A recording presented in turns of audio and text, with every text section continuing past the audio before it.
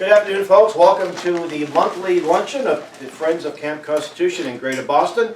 I'm your host, Hal Shurtleff, and before I introduce our guest speaker today, I want to just mention a few things. Our guest speaker is from a wonderful group called Mass Citizens for Life, and Patricia's brought their monthly, is it monthly or quarterly magazine, and some other items, so please pick them up and make them of use. Also, the Boston Broadside, Ted Tripp of the Broadside always comes by and leaves off about 50 copies, so please take one, at least one, take a few if you want, find some homes for them, and I do encourage you to subscribe to this because we do, and it's a great little publication. They run our ads on occasions as well as our articles, so it's a very good. I want to give you a quick little update. Some of you know about the Samuel Blumenfeld archive. Sam Blumenfeld was a dear friend of ours. He was a regular visitor to this home, and he passed away in June 1st actually of 2015. Some of those books in the corner are part of his library, and we have his papers downstairs. But he also online archived his writings, and his alphaphonics, which is probably the most important work he did. And every year we get about 2 million views, not 2 million people, but 2 million views of the items, and around the world, not just in the United States. And just recently, a gentleman who runs a school in Harare, Zimbabwe, got a hold of me and asked if we would donate some of the alphaphonics, or the phonics for success. I asked him if he would send me some videos of the classrooms, and he did. And it's so encouraging to see that this is one of the dirt poor countries in the world, and this gentleman started a school in his home. It now has 325 students, and the classrooms are, you bare bones. All the children are well dressed. The male teachers have long sleeve shirts and a tie. Not that we have any specific dress code at our luncheon, but and I was so impressed. So we mailed him off 25 copies of alphaphonics. And he just got them a few days ago. It took about a month to get there, $110 to ship them. And they're so excited about this. Then I put him in touch with a ministry in South Africa that's going to be giving them books and things like that too. So we're just, even though we're like a small entity, we're having international impact. And by the way, our summer camp is coming right up. Our annual family camp is coming right up, July 18th to the 23rd, and we're almost full. Wow. It's just kind of nice, because usually for this time, oh my goodness, we got to get more people. We may have to return people back, which we don't want to do, but there's only so many we can accommodate. So I'm very excited about that. I'm going to be putting the classes online in a few days. So we do encourage you, if you want to sit in a few classes, if you want to hear Professor Willie Soon, who actually is from Salem, Massachusetts, or Mr. Alex Newman, or some of the other speakers, you're welcome to come. Just give me a heads up so I know to expect you. And it's going to be at the Singing Hills Christian Camp in Plainfield. Do you all know where Plainfield, New Hampshire is? Most people don't, because it's a small town, but it's near Lebanon, just south of Lebanon, which is about an hour north and west of Concord. So anyway, our guest speaker, by the way, I become a pro-life activist probably at the same time I became an activist in the freedom movement, because I think they dovetail. And so we used to go to all of the rallies in October. We had an information table there. I met a lot of great people. And I attended the last fundraising banquet you folks had in Norwood, Massachusetts, where I met Stacey Dash. There's been 3 great pro-life movies that have come out in the last few years. The first one was Gosnell, America's Biggest Serial Killer, which we actually showed here a couple times. And then the second one was Unplanned, the story of Abby Johnson. And I actually know the lady that played the abortion nurse in that movie. She lives in Oklahoma, where most of what was filmed. And the last movie that came out just recently, and Massachusetts for Life actually has it available, live streaming. I think. Well, we did. I don't know if it's not still up, but we had it. I did some live streaming before public release. And you can also buy the DVD, for about $10 or $12. I highly recommend it. And that movie is called Roe v. Wade, and that was the abominable case. And it was basically a narration of Dr. the abortion doctor turned pro-life, Dr. Nathanson. It was sort of a narration, and just the lies, and it was really, the whole thing was built upon lies on top of lies. And the movie features Dr. Mildred Jefferson. How many people knew Dr. J? Yeah. Yeah, I was one of her many drivers, and we would sponsor her, you too, we would sponsor her in many venues around New England. And so I really felt blessed that I had spent so much time with her. And, you know, when I was watching the movie for about the third time, I said, this woman should have been a household name, a role model for all women and young girls. And I think her last speaking engagement was at our camp in 2010 in Ringe, New Hampshire. And she never seemed to age. She was a beautiful lady inside and out. But when I saw her in Ringe, I said, she looks, you know, like she felt great. She spoke wonderful. They did it great. But I said, she looked like I can see her age of it. And then she died a few months later. I think she may have had cancer and she didn't tell anybody. But anyway, and I hope that this movie will really get more people to get to know her and get to know what she was, the caliber that she was. And so I'm very pleased to introduce our guest speaker, Patricia Stewart. I meant to write down the lengthy biography that we put on the email, but I don't remember all the details. But anyone affiliated with Mass Citizens for Life, especially as executive director, is someone that we definitely would want to invite to speak. And she's going to discuss the organization and some of the activity that's engaged. So let's give her a nice warm hand. Oh, thank you very much. Just cut in front of you, excuse me. I'm going to do a little rearranging just so I can Okay. manage the screen and my notes at the same time. So, good afternoon, everybody. Thank you for the invitation to be with you today. I've been looking forward to it since Hal contacted me some time ago. I'm here to introduce you to, or to reacquaint you with, Massachusetts Citizens for Life. On January 22nd, 1973, the United States Supreme Court legalized abortion through all 9 months of pregnancy. The next day, January 23rd, 1973, Massachusetts Citizens for Life filed its Articles of Incorporation with the Secretary of State's office in Massachusetts. Since then, it has had one unwavering mission, which is now up on the screen, and that basically is to foster respect for human life and to defend the right to life of all human beings, born and preborn, through educational, legislative, political, and charitable activities. Since our inception, MCFL has partnered with thousands of members and activists across the state and across the country to promote pro-life policies.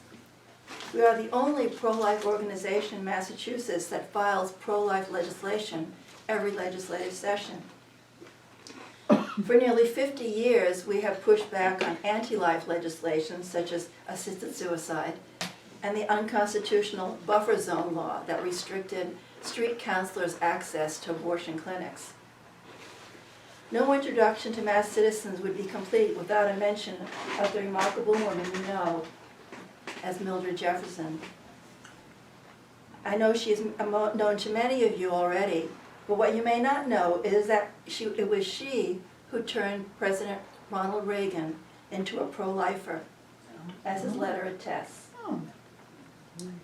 And it reads, I hope you won't mind my writing to you, but I had to tell you how truly great you were in your testimony on the Advocates Program regarding abortion. Yours was the most clear-cut exposition of the problem I have ever heard. Several years ago, I was faced with the issue of whether to sign a California abortion bill. Anyway, sorry. Excuse me. I must confess to never having given the matter of abortion any serious thought until that time. No other issue since I've been in office has caused me to do so much study and soul-searching. I wish I could have heard your views before legislation was passed. You made it irrefutably clear that an abortion is the taking of human life. I am grateful to you. Sincerely, Ronald Reagan. Sorry to get out of camera view. you. This just flew off there. During the 47 years that MCFL has been and continues to be a voice for the voiceless, we have done so by, this seems to have frozen, educating middle and high school students through our exclusively pro-life Speakers Bureau, lobbying pro-life legislators to sponsor our pro-life legislation, which I'll discuss in a few minutes, and educating pro-abortion legislators to the facts and dangers of their positions, mobilizing grassroots networks of statewide chapters and thousands of hometown advocates on the ground to advance pro-life initiatives, partnering with medical and other professionals to testify before legislative committees on Beacon Hill to support our pro-life legislation and oppose life-threatening measures. Supporting life-affirming resource centers for pregnant and at-risk women and children, and hosting annual events to provide a public witness to the pro-life cause. This is a picture from one of our marches for life on the Common. And this is the pictures of we used to have an annual baby walk candidate who would be elected each season to lead the March for Life. And this is some of the candidates in one particular year. Given all we've done in the last 47 years, you may be wondering, why is Planned Parenthood still influencing anti-life legislation? And why is there a pro-abortion majority of legislators in Massachusetts? It's not because the battle can't be won. It's because our Commonwealth and our country have been drifting so far in the wrong direction for so long. But we have only just begun to pull Massachusetts back to the side of life. Think about it. For decades, the radical pro-abortion lobby has won the euphemistic language game with freedom of choice, safe, legal, and rare, and my body, my choice. Ultrasounds didn't become popular until after abortion became legal. Without this window into the womb, many believe the abortion lobby's lies that an unborn child is just a clump of cells. With a war chest of funds at the abortion lobby's disposal, they have been able to control the debate for decades. Undoing all the harm will take time. But science and technology are on our side, and the tide is beginning to turn as more and more young people are identifying as pro-life. Michael New, whom you may be familiar with, he's currently the visiting assistant professor of social research and political science at Catholic University of America, and an associate scholar at the Charlotte Lozier Institute, wrote in a recent National Review article that, quote, a major reason for the decline in abortion numbers is because a higher number of unintended pregnancies are being carried to term. This fact shows that pro-life educational, legislative, and service efforts have all been effective. In an interview for Mass Citizens magazine, he noted an article by two political scientists who had analyzed the General Social Survey and found that even though young adults were the age demographic that most supported abortion in 1970, by 2000 they had become the age demographic that most opposed it. We know the battle will be long and there will be setbacks. There always are in the fight of good against evil. But we do not give in to discouragement because we exist to protect and defend society's most vulnerable, the unborn, the seriously ill, the elderly, and the disabled. When confronting an obstacle, we come together, we strategize, and find a way to succeed, and we are good at effecting a speedy response. For example, in June of 2019, when we heard on very short notice that a hearing on the infamous Roe Act was taking place at the State House, we were able to organize buses from around the Commonwealth to bring pro-lifers, supporters, to flood the State House with red shirts that were with a pro-life message. There were so many of us there that the pro-abortion crowd left early before the hearings ended. And this picture, there were probably 10 times the number of people actually at the State House and inside. It was a tremendous showing of support. We've had our victories over the years. Here are some of the biggest. In the beginning, the early days, MCFL worked with legislators to pass one of America's first parental consent laws, regulations for late-term abortions, and laws that required abortion beyond 18 weeks of gestational age to be performed in a hospital. MCFL created a network of activists throughout the state in 2012, closing a 30-point gap in the polls to defeat the dangerous Question 2 initiative, which sought to legalize assisted suicide. MCFL succeeded in having Massachusetts healthcare proxy law amended to prohibit suicide and mercy killing. And we also secured a Supreme Court victory confirming that core political speech could not be restricted without a constitutionally adequate justification, and confirming mass citizens and any other group's right to distribute information on a candidate's position on life issues. Briefly, the facts of that case were that the Federal Election Commission accused MCFL of violating the Federal Campaign Act Section 316 restriction on independent spending for federal elections. The court ruled that that Section 316 was unconstitutional as applied to mass citizens because it infringed protected speech without a compelling justification for such infringement. Its rationale was that the underlying purpose of Section 316 was to regulate corporate political activity so as not to gain an unfair advantage in the political marketplace, and was not present with MCFL. MCFL was formed to disseminate political ideas and not to amass capital. MCFL had no shareholders, and no others had a claim on its assets. And MCFL obtained funds from donors who wanted to further MCFL's political purposes. MCFL was not established by a business corporation or labor union, and its policy was not to accept contributions from them.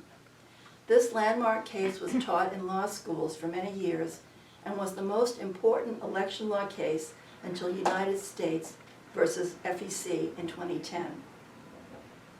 Of course, everything we do has an educational component, but perhaps our proudest victory has been our role in educating hundreds of thousands of high school age students around the Commonwealth about the humanity of the unborn. No other groups are invited to private schools or religious education programs the way MCFL has been, to share the truth about human development beginning in the womb. Our influence is so significant that Planned Parenthood of Massachusetts and NARAL, the National Abortion and Reproductive Rights Action League, Pro-Choice Massachusetts, a mouthful, specifically mentions MCFL in fundraising appeals to their wealthy donors.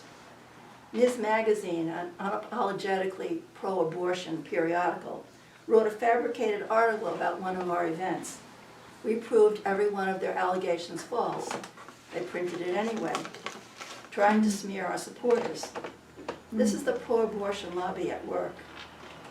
But there's no greater measure of success in the pro-life movement than to have the other side attempt to discredit you and smear your good name. We are winning, and they are terrified. As I mentioned earlier, one of the means by which we fulfill our mission is through legislative activity. I'd like to give you a brief review of our current legislative agenda. This legislative session, we filed 5 bills. First of these is House Bill 662. It's an act relative to instruction in pregnancy and pre- and postnatal care. This bill would mandate curriculum for 7th, 8th, and 9th grade students that teaches the development of a child in utero, filling the gap that's created by the fact that public schools won't let mass citizens in to speak to children the way we do in religious education classes. Well, they let Planned Parenthood come in.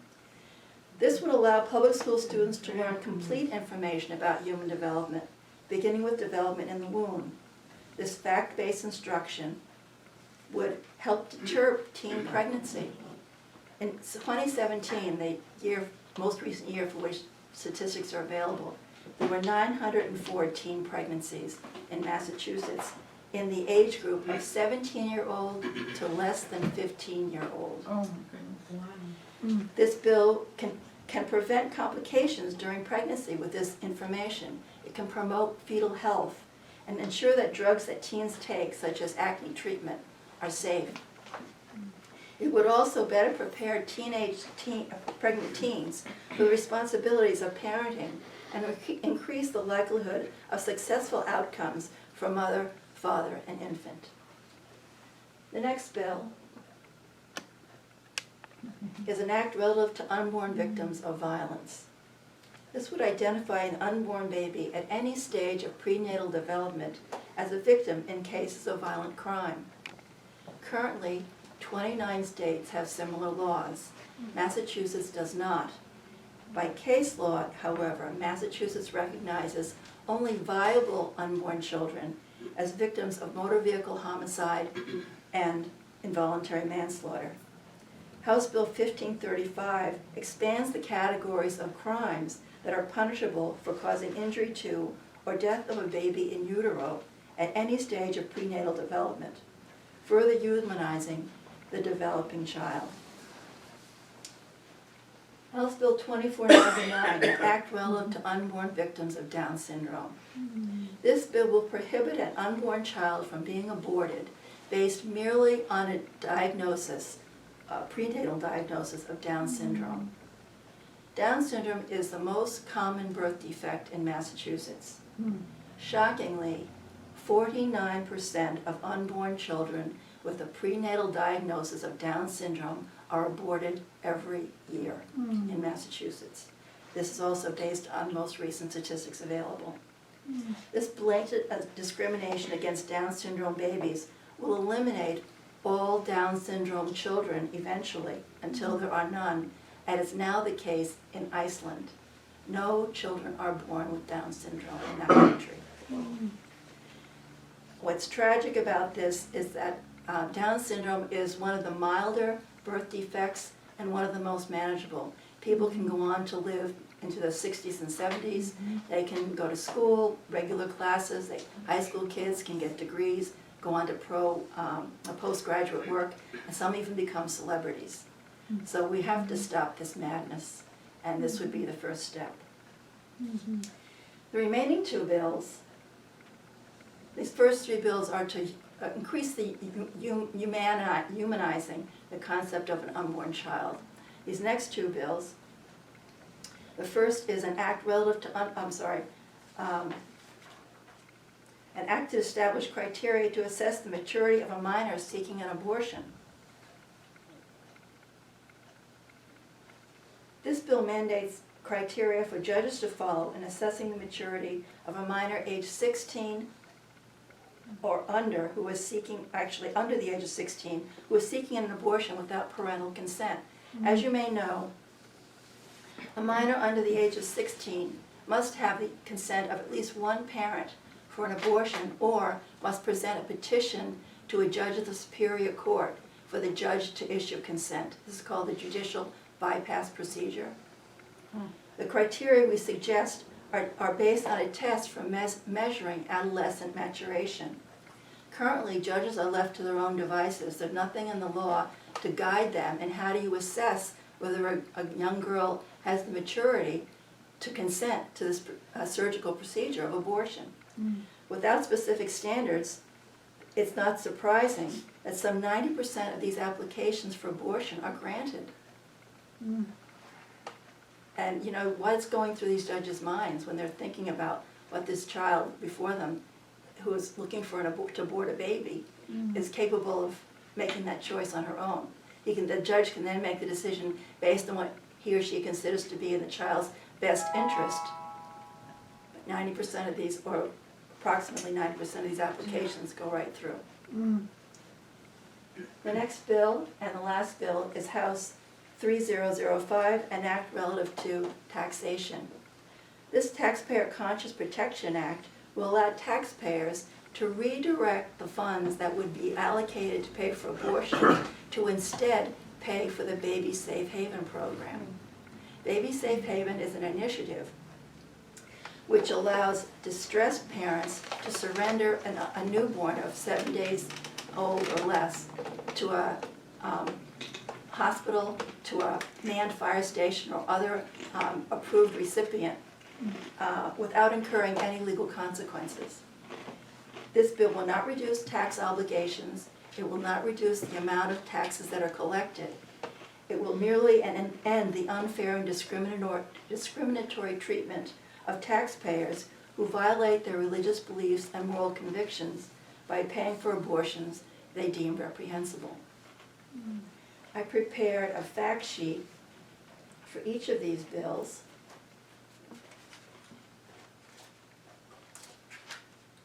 I had a copy of it on the table. I have to step away from the camera, but I wanted to show you these closely.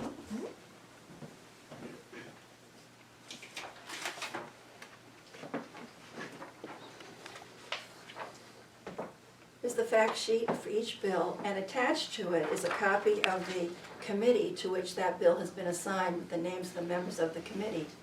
If one of these bills interests you, please take a fact sheet. Feel free to contact your legislator if one of these names are familiar to you, if you're one of their constituents. And even if you're not, you're welcome to contact them, express your views about the bill, whether it's had a hearing or not. You can still also submit written testimony right up until the time the committee votes on the bill, which they've just started having virtual hearings on these bills in the last couple of weeks. So it's going to be probably, they take recess in August, so I suspect most of these bills won't see any further action until the fall. So there's plenty of time within which you could submit your thoughts on that. There are two pressing issues on MCFL's legislative to-do list also. One is to defeat assisted suicide, and the other is to restore legal protections that the Roe Act removed. In the area of assisted suicide, for the 10th time in 20 years, Compassion and Choice, which you know was formerly the Hemlock Society, has filed a bill to legalize assisted suicide in Massachusetts. MCFL and other disability rights groups are working together to defeat this dangerous legislation.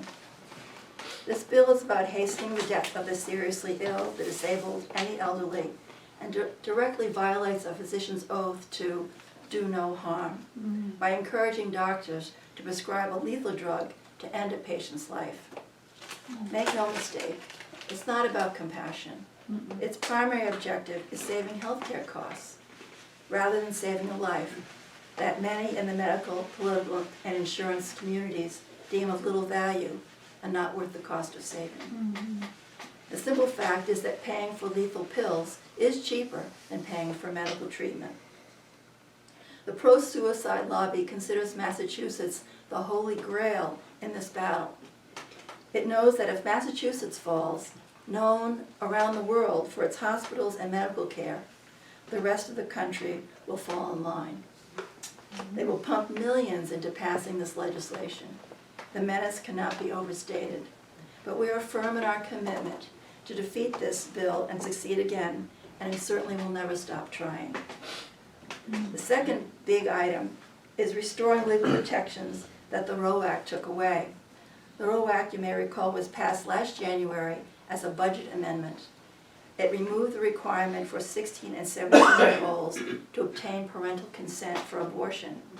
It also effectively legalized infanticide by removing the requirement for abortion providers to save the life of a child who survives an abortion. And many do survive abortion. MCFL has been collaborating with other pro-life organizations to reverse these dangerous provisions. A petition drive is planned for this fall to restore two things: the requirement for life-saving care for every baby born alive, and secondly, to require parental consent for abortion for anyone under the age of 16. A grassroots team of volunteers is forming now, organized by state representative districts. Training sessions will take place in August to gather signatures from September 10th to November 2nd. If you'd like to participate, I have sign-up sheets. You can just add your name, address, phone number, and email, if known your state representative district. I will pass it along to the petition team. You can sign up today, or you can think about it and let me know later. I'm going to have my email up here shortly. And lastly, I'd just like to mention a brief word about MCFL's future initiative. This initiative was postponed last year due to the COVID restrictions, and we're excited to have it back on track. We are planning to operate a mobile ultrasound truck. Our intention is to purchase and refurbish a medium-sized truck or van and have it equipped with oversized video screens on one or both sides. Audio-visual capability in the vehicle will allow us to feature recorded images of an unborn baby in her mother's womb, kicking and stretching and playing. Wow. A heartbeat audible to passersby might accompany the video. On-screen text below the video might provide phone numbers or web addresses for pregnancy resource centers, or simply facts about fetal development. The truck would travel to all parts of the state and drive through densely trafficked areas and park where its powerful content will be most visible and effective. On weekends, it would travel to abortion clinics, and at other times be positioned at our rallies and lobby days. It would provide potent factual information to stir minds and hearts to the pro-life cause. Everything MCFL does, we undertake for the sole purpose of serving the cause of life, because every life is a sacred gift from God, Yes. deserving of protection and respect. Amen. No one said it better than Dr. Jefferson. I became a physician in order to help save lives. I'm at once a physician, a citizen, and a woman. And I'm not willing to stand aside and allow this concept of expendable human lives to turn this great land of ours into just another exclusive reservation where only the perfect, the privileged, and the planned have the right to live. Well said. If you'd like to learn more about MCFL, please visit our website. And my email is pstewart@masscitizensforlife.org. I have copies of the magazine, as Hal mentioned, which is the most recent edition. The summer edition will be coming out in August. It is a quarterly. I have the legislative